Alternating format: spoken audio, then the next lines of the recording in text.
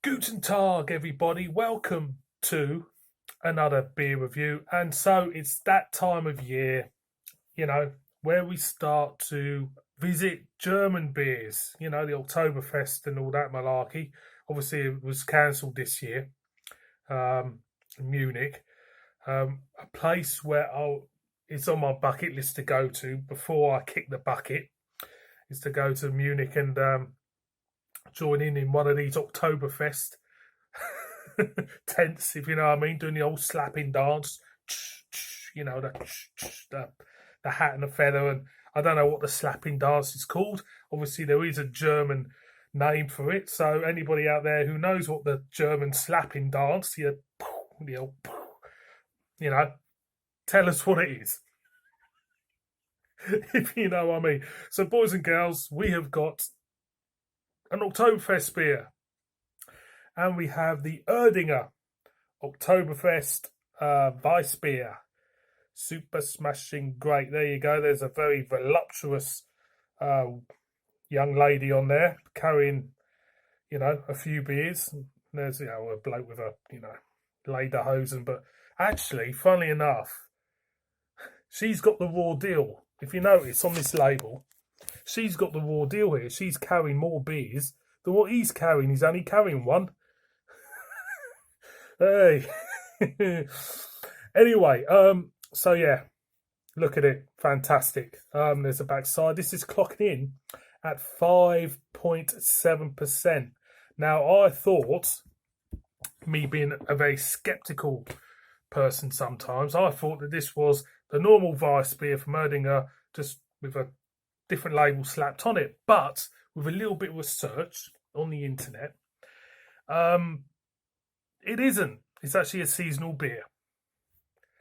That's what, according to Beer Advocate, is a seasonal beer. So there you go. So let's crack this open. This was bought in York from the House of Trembling Madness, and I have to say, if you plan to go to York and plan to go to the House of Trembling Madness, I wouldn't really bother. Mainly because the Trembling Madness 2 had a big bottle shop underneath the restaurant. That's no longer there anymore. That is now more spaces for chairs and stuff, because obviously they've got to do,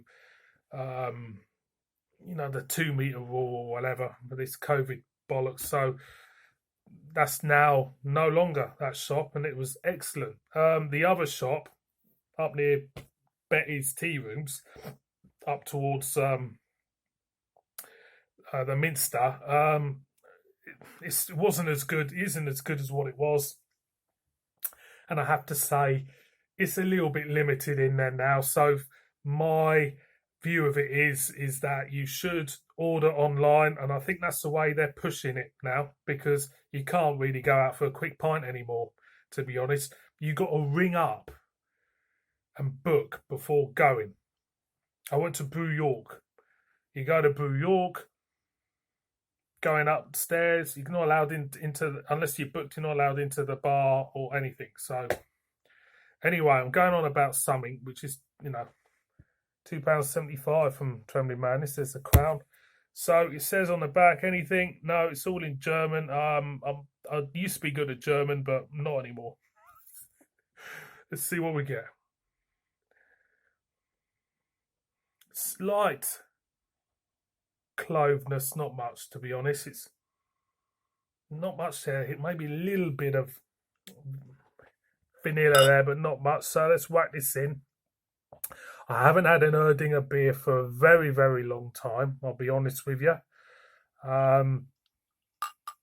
When I first started getting into beers and that, I went through a period of drinking a lot of them. And yeah, I liked them. I preferred the Weihenstephan though, to be honest. But, at the end of the day, it's a cracking label. Cracking, that's going up there somewhere. Bit in a glass, slightly murky. And a steady, I would say, steady flow of carbonation going up. Thinning head to her. The aroma, yeah, still not much there. A hint of clove, a hint of vanilla. There isn't really much there to it, so I'm going to go in. So Cheers.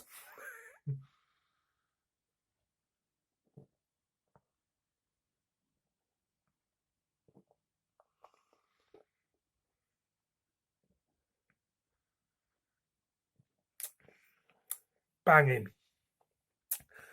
That's banging. I'm going again.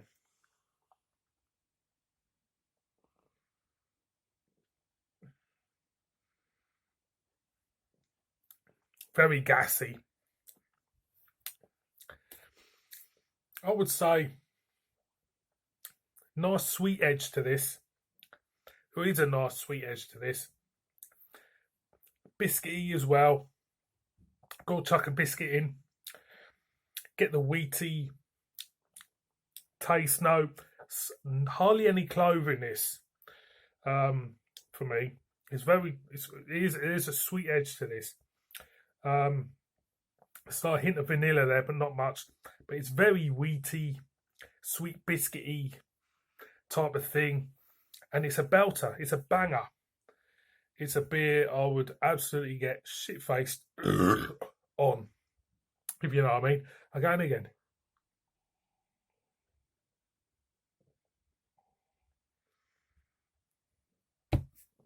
I can see myself there, Lederhosen, umpire band. I don't know, doing the old slapping dials. You know what I mean? And the thing on the turning around, and I haven't rehearsed any of these dance moves. I'm sitting in a chair, so. And I have to say, some of the tents, I remember seeing a little documentary on the Oktoberfest. Some of the tents look absolutely stunning inside. They really do. They're not really tents, are they? But what makes me laugh is you can get absolutely caned on the stuff. They've got a lovely kind of like fairground in the middle, so you can chuck it all up after you've been on it, if you know what I mean. Again, again. It's making me think of a plate of pretzels. Just there, a big plate of pretzels, and tucking in and drinking this and having a slapping dance all at the same time. If you know, if you know what I mean. I like this. It's a banger for me. It's not much else to it, but I could certainly cane a load. The gassiness is the thing for me. There's a lot of carbonation, a lot of gassiness, and it feels like if you had too many of these, you'd be like a bit like in Charlie in the Chocolate Factory when he has his lemonade and he floats up to the ceiling and he's near the fan, but he had to burp to get himself down. It'd be a bit like that. So one more for the road, boys and girls.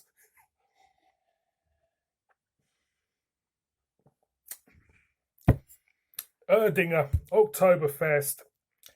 It's a belter. I like that a lot. A lot.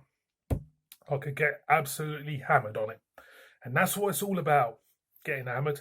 So thank you very much for watching this, boys and girls, foul lines and whatever. And I'll see you, all of you, again on another beer review. So cheers, everybody.